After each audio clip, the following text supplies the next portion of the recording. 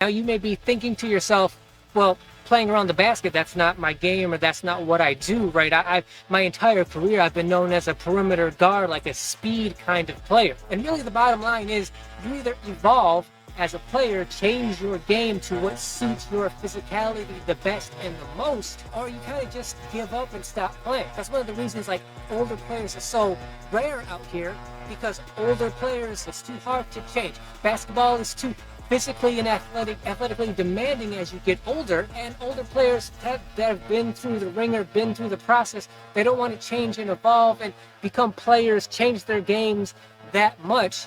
It's too difficult, it takes too much time, too much effort, and you know they've been through the process, they're done, they just give up, they walk away, and they just give up on basketball. But for those of us who want to stick around and want to be the rare older guy, well, you don't have any choice. You have to evolve, you have to change your game and do what suits you better. And for the most part, that's going to be, well, I'm bigger, stronger than most of the young, agile players around me. That's just going to put you more towards the basket. So either you want to evolve and figure out how to play more effectively around and near the basket, or you don't, and you just get embarrassed by younger players over and over again to the point where you probably get fed up with it, frustrated, and then give up.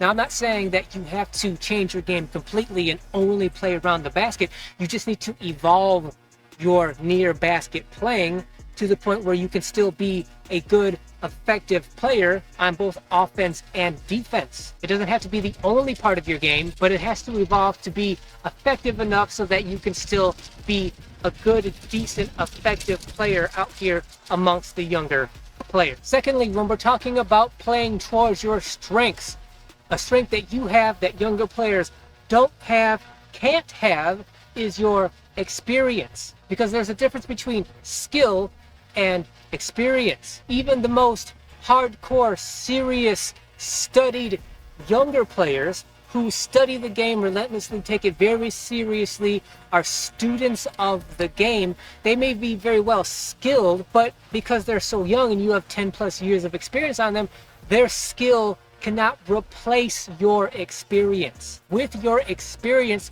should become the evolution of strategy, and that strategy should revolve around your physicality, trying to compensate for your lack of athleticism. What I mean is, you need to know yourself, know your game, and strategize how you play so that you still are the most effective player you possibly can be, while at the same time using as little energy as possible. Not effort. There's a difference between effort and energy as well. What I'm talking about is, you don't want to burn out your body, your physical presence on the court early in the game. You want to save yourself physically for the end of the game, where you can make the most difference because you have the most experience. In general, end of games, end of close games, that's veteran time. It's the veterans' time to win those close games. Not because we're better, not because we've been out here for longer and because of that we're inherently better than the younger players. It's just because of our experience. We can use that experience to know what are the best plays to make at the later stages of close games to win those close games more often than the younger players who don't have the experience, who don't know how to handle those situations yet.